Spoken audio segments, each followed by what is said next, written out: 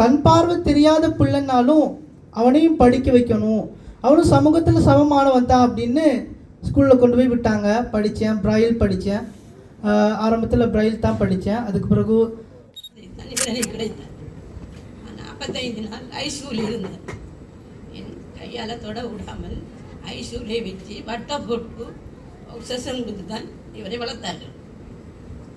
45 நாளைக்கு பிறகுதான் இவர் 1 கிலோ ஆகிவிட்டார். கேட்கும் அப்துல்லாவுக்கு பார்க்க முடியாது, கேட்கும். மீண்டும் ஒரு முறை அப்துல்லா கேக்குதா?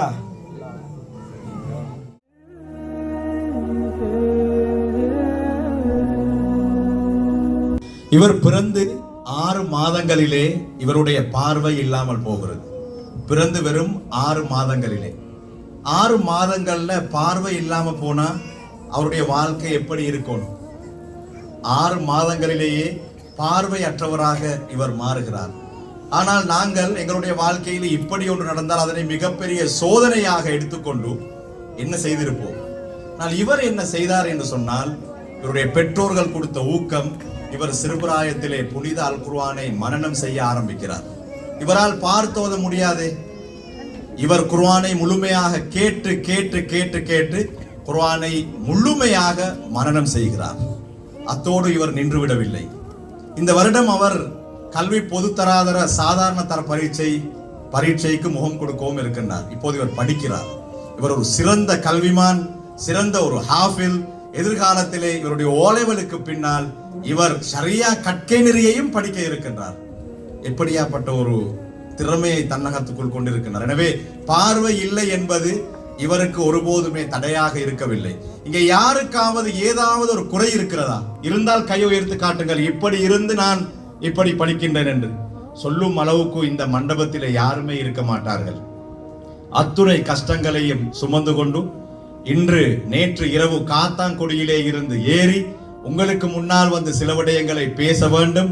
இந்த பிள்ளைகள் தன்னை பார்த்து தன்னை விட அதிகமாக படிக்க வேண்டும், குர்ஆனை கற்றுக்கொள்ள வேண்டும், மார்க்கத்தை படிக்க வேண்டும், சமூகத்திலே முன்னேற வேண்டும் என்பதற்காக வேண்டி எங்களுடைய அழைப்பை ஏற்று இந்த கலையகத்திலே இந்த மண்டபத்திற்கு வருகை தந்த அல் ஹாஃபில் அப்துல்லா, இவர் ஒரு ஹாஃபில், அல் ஹாஃபில் அப்துல்லா அவர்களை அன்போடு உரை நிகழ்த்துமாறு அழைக்கின்றேன்.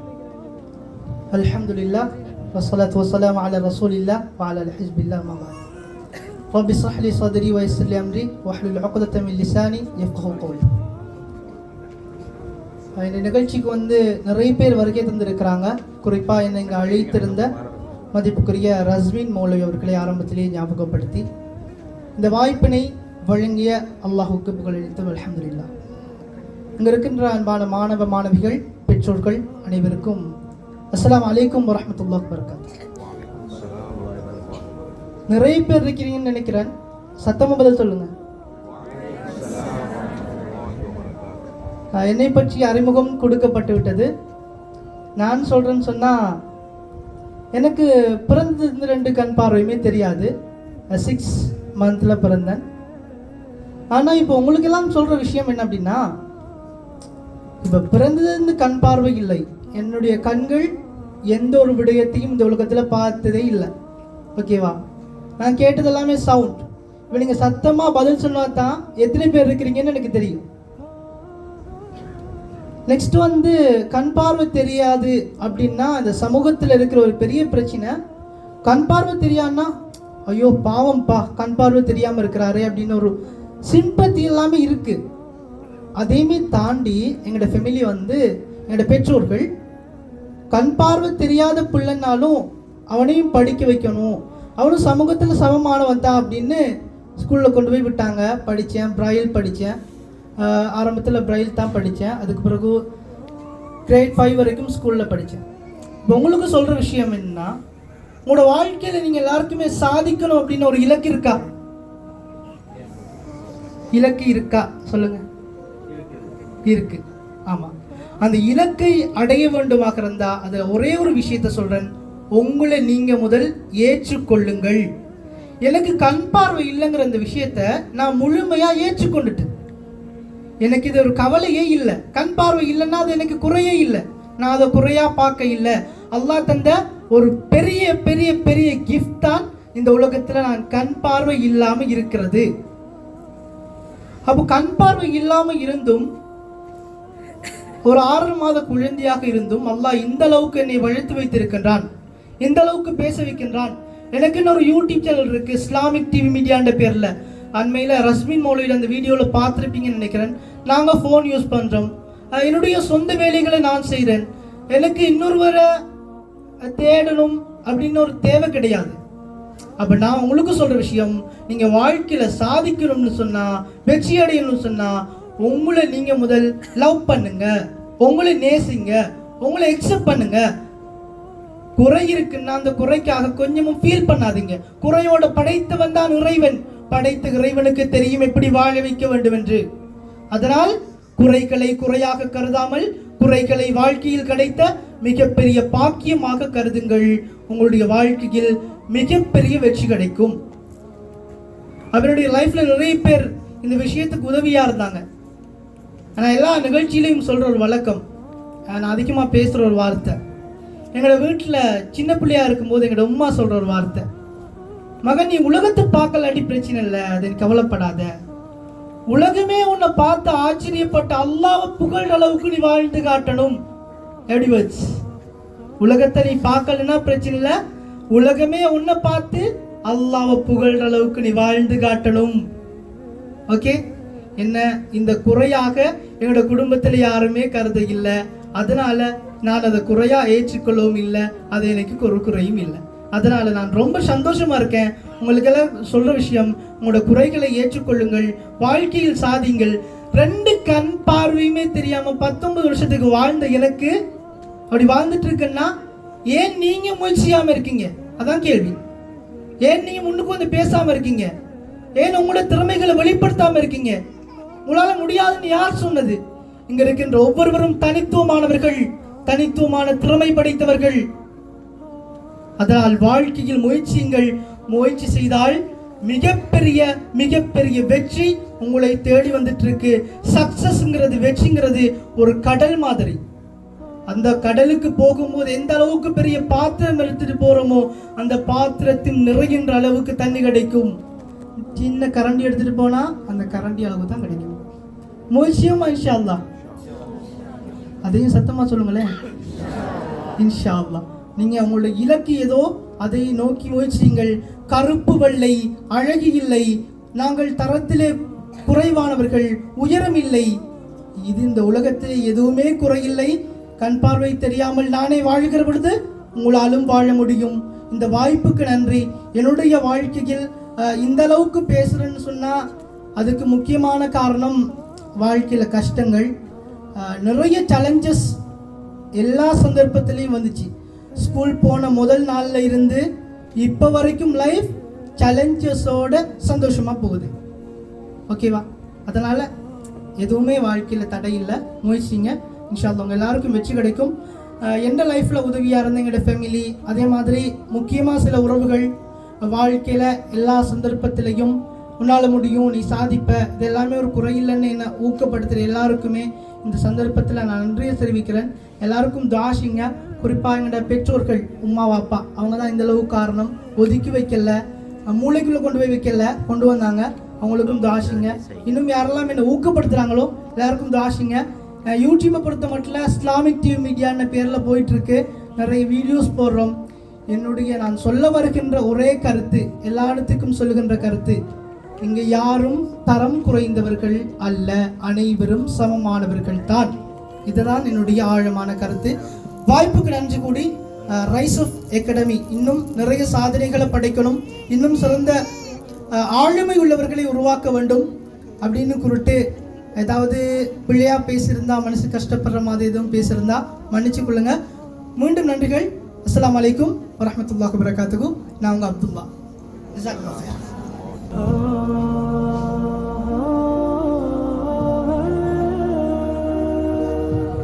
சும்மா அனுப்ப முடியாது. பல விடயங்களை சொல்லியிருந்தார். குறைகளை ஏற்றுக்கொள்ளுங்கள். குறைகள் இருக்கும், குறைகளை ஏற்றுக்கொண்டு வாழ்க்கையிலே முன்னேறுங்கள். பிறந்ததிலே இருந்து எனக்கு கண் தெரியவில்லை, நானே இப்படி இருக்கின்றேன், நீங்கள் ஏன் இப்படி இருக்கிறீர்கள் என்று கேட்டார்.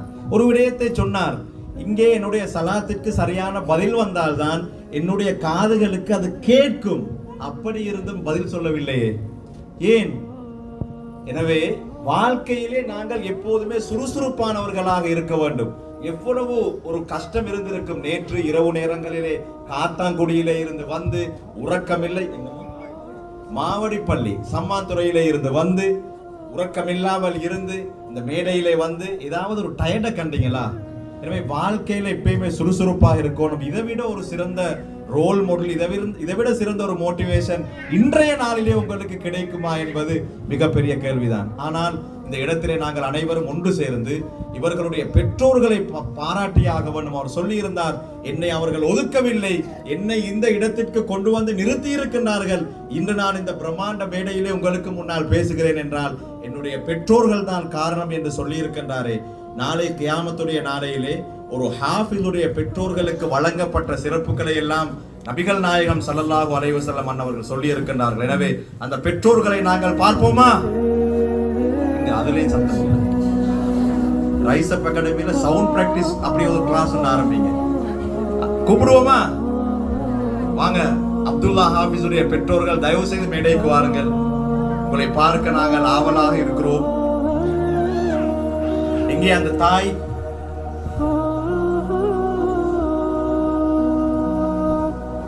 எனக்காக வேண்டியும் அவருக்காக வேண்டியும் ஒரு உற்சாகமான தக்பீர் சொல்லியாவது அவங்களை அழைப்போமே. தக்பீர் சொல்லுங்க.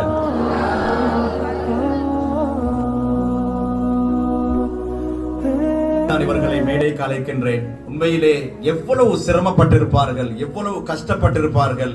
நான் அவர்களுக்கு மைக்கை கொடுத்து இந்த இடத்திலே அந்த கஷ்டங்களை சொல்லி அவர்களை அளவைக்க விருப்பமில்லை. இருந்தாலும் அவர்களுடைய இந்த தியாகங்களை பற்றி நாங்கள் பெற்றோர்களாக ஓரிரு வார்த்தைகள் கேட்டால்தான் எமக்கும் அது மிகப்பெரிய ஒரு ரோல் மாடலாக இருக்கும். இன்று நாங்கள் அதிகமாக சொல்லக்கூடிய விடயம்தான் இந்த பிள்ளைகளால ரொம்ப கஷ்டமாயிக்குது, பிள்ளைகளால ஃபெட்டா, பிள்ளைகளால பிரச்சனை, வழக்கெல்லாம் வைக்குது, அப்படி இப்படி எப்பவுமே பிள்ளைல குறை. ஆனால் இப்படி ஒரு குழந்தையை வளர்த்திருக்கின்றார்களே, அவர்களிடத்திலே கேட்டு பார்ப்போம் ஓரிரு வார்த்தைகள், அவர்கள் அனுபவித்த கஷ்டங்கள். உண்மையிலே உங்களை கவலைப்படுத்துவதற்காக வேண்டிய அல்ல. உங்களுடைய மகன் பேசிய அந்த வார்த்தைகள் என்னுடைய வாழ்நாளிலே 41 வருட வாழ்க்கையிலே நான் கேட்கவில்லை. எனவே ஓரிரு வார்த்தைகள் சொல்லுங்கள் ஒரு தாயாக.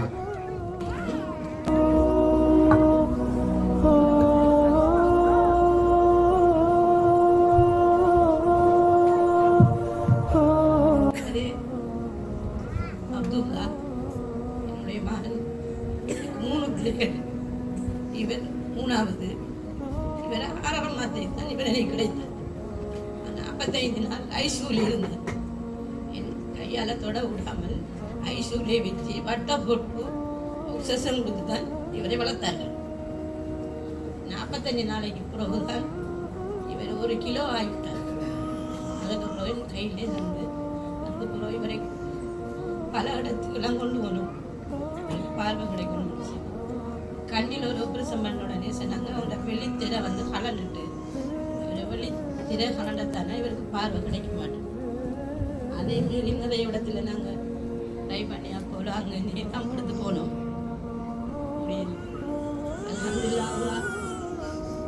கொழும்புல ஹாசிம் டாக்டர்னு இருந்தார், ஐ டாக்டர். அவர் சொன்னார்மா, பிள்ளைய யார்கிட்டையும் கொடுக்காம அழகாக வளர்த்தெடுங்கள், இல்லை எதிர்வரும் காலத்தில் நாங்கள் சிறந்த ஒரு லோயர் ஆகுவார் அவர்கிட்ட சொன்னார். சாதாரண அதே நான் வந்து கஷ்டப்பட்டு சந்தோஷமாக வளர்த்ததுக்கு அவர் ஒரு வாக்கு சொன்னார். சின்ன பருவத்தில் எனக்கு விளங்குது இல்லையே, நீங்க ஏன் சொல்றீங்க இப்படின்னு. விளங்கும் உனக்கு இன்ஷா அல்லாஹ், அல்லாஹ் எல்லாருடையும் உங்களுக்கு தருவான். சாதிங்க நீங்க சொன்ன வார்த்தை தான் உலகத்தை நீங்க பார்க்கணும், உலகம் உங்களை பார்க்குற அளவுக்கு நீங்க நடக்கணும். நிறைய அவருக்கு நல்ல விஷயங்களை அட்வைஸ் பண்ணுங்க. இன்றைக்கு நான் அழுகிறே இல்லை. இவர் செய்யற சந்தோஷத்தை பார்த்து சந்தோஷம் பாரு, சந்தோஷம். இன்னும் அவருக்கு நல்லது உங்களுக்கு இதுவா செய்ய அவர் ஆசையெல்லாம் தர. ரொம்ப நன்றி. எனக்கும் இவர்களை பேச வைத்து அளவைக்க விருப்பம் இல்லை. இருந்தாலும் ஒரு காரணத்திற்காக வேண்டி நான் மேடைக்கு அழைத்தேன். இவர் இப்போது ஒரு மிகப்பெரிய மோட்டிவேஷன் ஸ்பீக்கராக மாறி இருக்கின்றார். அனைவரும் அழுகின்றீர்கள், அழ வேண்டாம். நான் ஆரம்பத்திலே சொன்னேன், இதை ஒரு மோட்டிவேஷனாக பாருங்கள். அல்லாஹ் இவரோடு இருக்கின்றான், இவருக்கு நாங்கள் எல்லாம் செய்ய வேண்டிய ஒரு உதவி இருக்கின்றது, அதனை செய்வோமா? இவர் வீட்டில் இருந்தவாறே இவருடைய எதிர்காலத்தை அமைப்பதற்காக வேண்டி இவர் ஒரு சிறந்த பேச்சாளர், இவர் அழகா பேசினார், நாங்க பார்த்தோம். ஆனால் இன்றைய எங்கட சமூகம் பாருங்க, அந்த கொத்து இந்த கொத்து, அந்த பேர் இந்த பேர், தம்பி கிம்பி யக்கோ, எல்லா யூடியூப் சேனலையும் நாங்க சப்ஸ்கிரைப் பண்றோம். ஆனால் இவருடைய யூடியூப் சேனல் 100, அதாவது 1000 சப்ஸ்கிரைபை கூட மிக அண்மையிலே சகோதரர் ரஸ்மின் அவர்கள் இவரை அறிமுகப்படுத்தியதற்கு பின்னால் தான் வந்திருக்கின்றது. இவருடைய யூடியூப் சேனலை நாங்கள் சப்ஸ்கிரைப் செய்து இவருக்கு ஊக்கம் வழங்கினால் இவருக்கு அதால் ஒரு வருமானம் வரும். அதை கொண்டு இவர் இன்னும் பல சமூக பணிகளை செய்வார். அதனை செய்வோமா? சொல்லுங்க, உங்களோட யூடியூப் சேனலோட பேர் என்ன? யூடியூப் சேனல் பேர் இஸ்லாமிக் டிவி மீடியா. பட் கவலைப்படாமல் லைஃப்பில் சந்தோஷமாக இருங்க, முயற்சிங்க, வெற்றி. சிம்பத்திக்காக இல்லை, கண் பார்வை இல்லாமல் நானே முயற்சிக்கிறேன்ல, அப்போ அல்லாஹ் எல்லாத்தையும் தந்திருக்கான், நீங்களும் முயற்சிங்க. ஓகேவா? எல்லாரும் ரொம்ப நன்றி. ஜஸாக்குமுல்லாஹு கைரன். அனைவரும் ஒரு சிறந்த உரத்த குரலில் ஒரு தக்பீர் சொல்லி உற்சாகப்படுத்தி அனுப்புவோம்.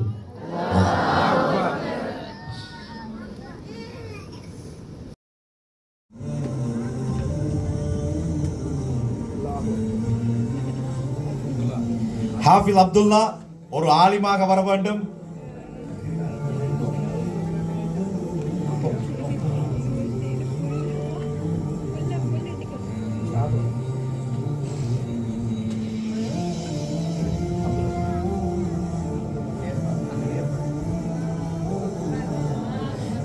எங்கே உங்களுடைய உற்சாகமான தக்பீர்? அப்துல்லாவுக்கு கேட்கும், அப்துல்லாவுக்கு பார்க்க முடியாது, கேட்கும். மீண்டும் ஒரு முறை. அப்துல்லா கேக்குதா?